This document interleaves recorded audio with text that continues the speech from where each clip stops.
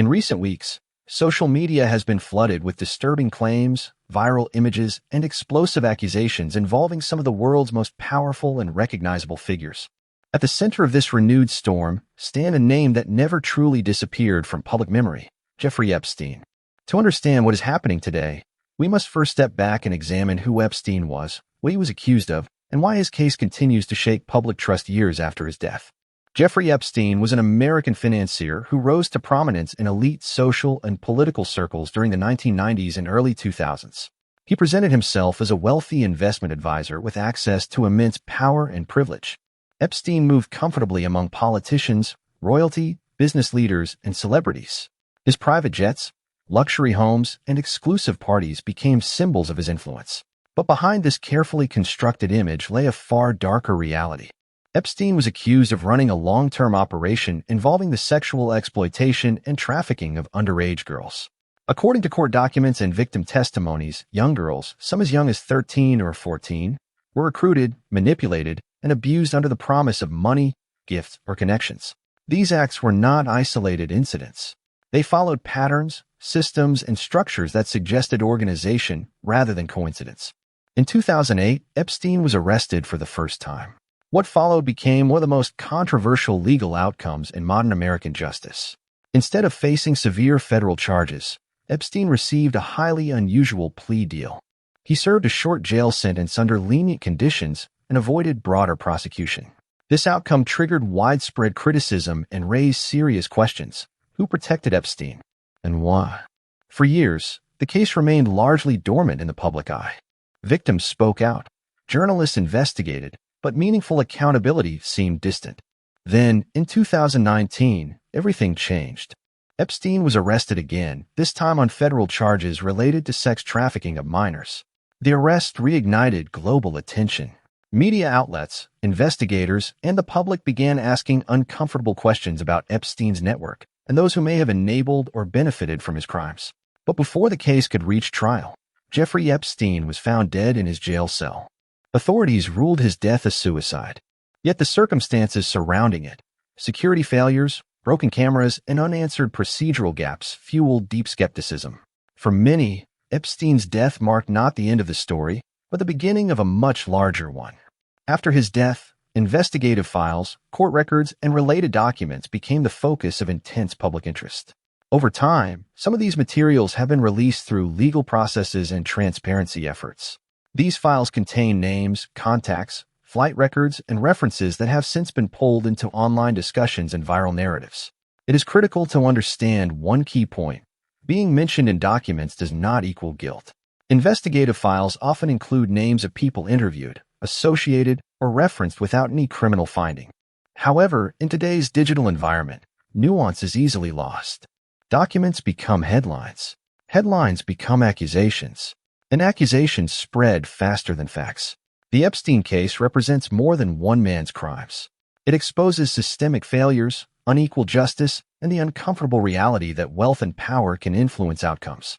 This is why the story continues to resurface and why it remains emotionally charged, controversial, and vulnerable to misinformation. Before judging any individual claim, image, or viral post, it is essential to understand this background. Without context, truth and falsehood become nearly impossible to separate. This foundation sets the stage for the questions we will explore next. Who exactly is being named today? What was officially released? And by whom? And where does fact end and fabrication begin? As Epstein's case returned to public attention, one element quickly dominated headlines and social media feeds: names. Politicians, business leaders, celebrities, and other influential figures began circulating online, often presented without context and framed as proof of wrongdoing. But to understand what these names truly represent, we must separate association from accusation. When investigative files and court documents are released, they do not function as verdicts. These records are raw materials: logs, testimonies, contact lists, flight records, and witness statements collected during investigations. Their purpose is documentation, not judgment. In the Epstein case, many names appear simply because individuals crossed paths with him, communicated with him, or were mentioned by others during interviews. Jeffrey Epstein deliberately surrounded himself with powerful people. This was not accidental. His proximity to influence offered protection, credibility, and access. As a result, his social circle became vast and complex, spanning multiple industries and countries. Some individuals met him briefly. Others attended events. A smaller number maintained longer associations. Each level of contact carries a different weight, but online narratives often ignore this distinction entirely. It is also important to recognize how legal language works. When a name appears in a court filing, it may be because the person was mentioned by a witness. The person appeared in phone or contact records. The person was listed in travel or event documentation. The person was questioned but never charged. None of these, on their own, establish criminal behavior. In recent viral discussions, certain names, especially high-profile political figures, are repeatedly highlighted as if their inclusion alone confirms guilt. This is misleading. In democratic legal systems, guilt is determined by evidence, prosecution, and verdicts, not by internet interpretation. Some individuals connected to Epstein have faced lawsuits, investigations, or public scrutiny. Others have been questioned and cleared. Many were never accused of any crime at all. Yet on social media, these distinctions collapse into a single narrative, where proximity is treated as proof and silence is interpreted as admission. This phenomenon is amplified by the speed of digital platforms. Screenshots replace documents. Cropped images replace timelines. Context disappears. In such an environment, outrage spreads faster than verification. Responsible reporting requires restraint. Naming someone without evidence does not serve justice. It risks destroying credibility and distracting from real victims. The focus must remain on what can be proven, not what can be implied. The Epstein case demands accountability, but accountability must be grounded in facts, not speculation. When every mention becomes an accusation, the truth itself becomes collateral damage.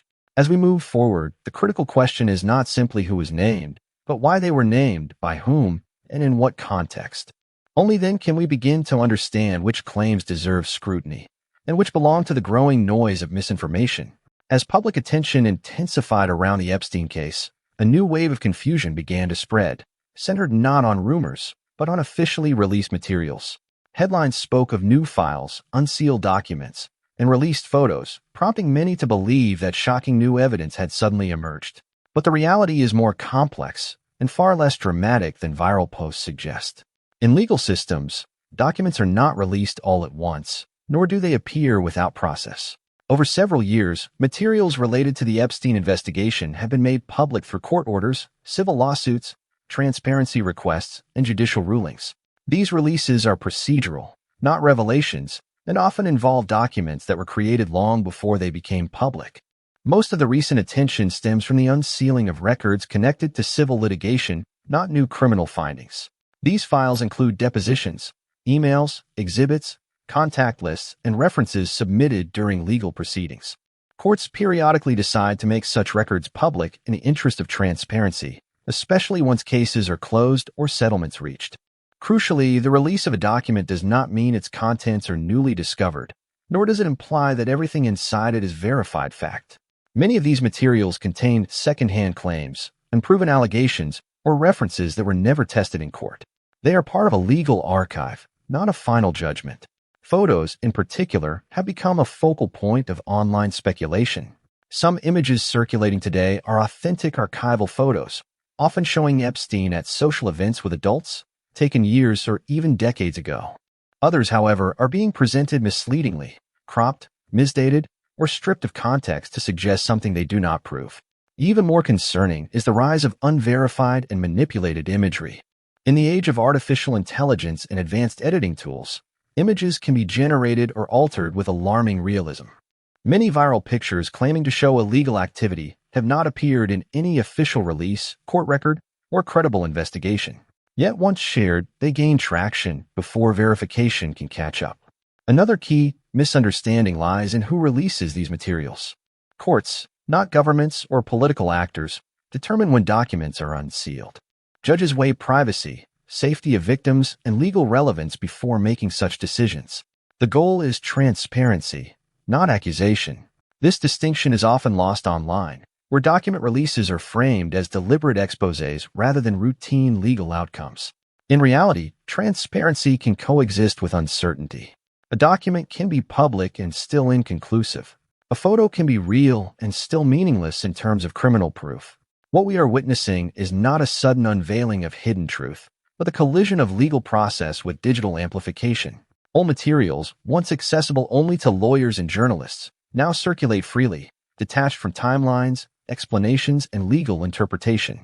Understanding this helps answer a critical question. Are these releases proof of guilt or evidence of process? More often than not, they are evidence of process. As we move forward, the challenge is not access to information, but the ability to interpret it responsibly. In the digital age, information no longer spreads in waves.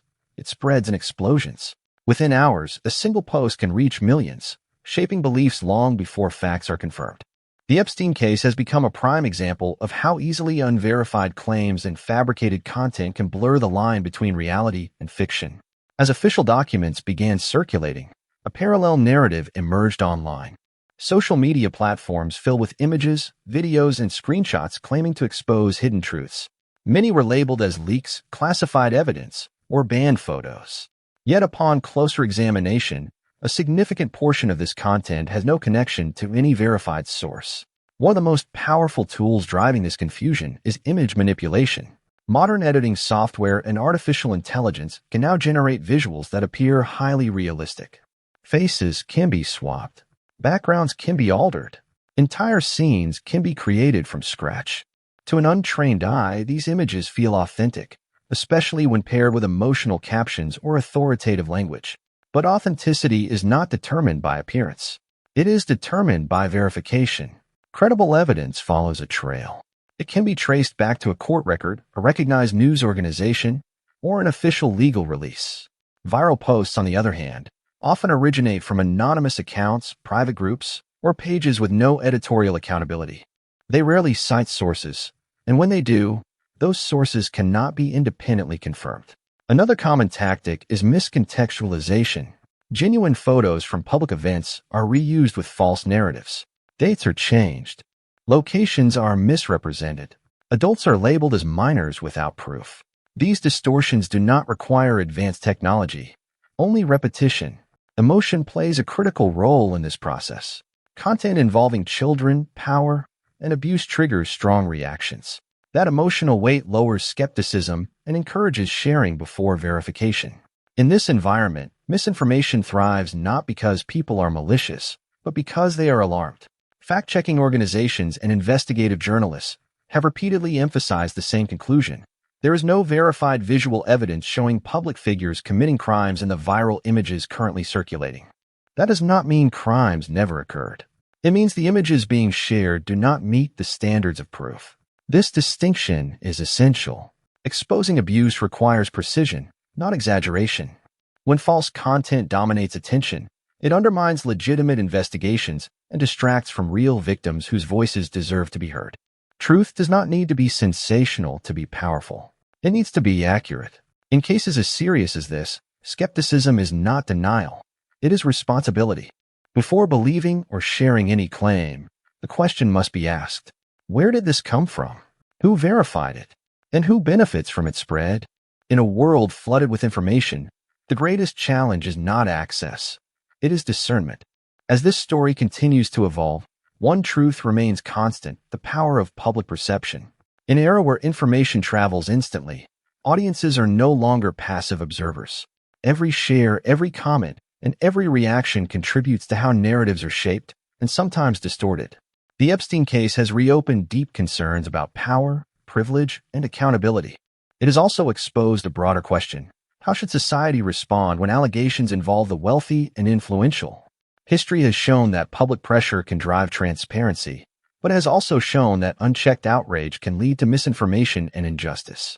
This is where responsibility shifts to the public. Accountability does not begin with assumptions. It begins with questions. It requires patience, evidence, and a willingness to separate fact from speculation. Justice is not strengthened by viral certainty. It is strengthened by verified truth. At the same time, skepticism should never silence victims. The voices of those who suffered real harm must remain central to the conversation. Awareness matters. Transparency matters. And so does the demand for systems that protect the vulnerable. regardless of status or wealth. But there is a difference between seeking justice and consuming scandal. The challenge facing audiences today is balance. To stay informed without becoming misled. To demand accountability without abandoning fairness.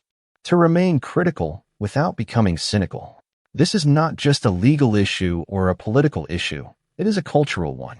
How society processes stories like this will shape future responses to abuse, power, and truth. So now the question turns to you. What do you believe after examining the facts? Do viral narratives help uncover truth, or do they create confusion? Where should the line be drawn between transparency and speculation? We invite you to share your thoughts in the comments. Your perspective matters, not as a verdict, but as part of an ongoing conversation that demands clarity, responsibility, and integrity. Because in the search for truth, silence helps no one, but neither does misinformation. The real challenge is not choosing sides. It is choosing truth.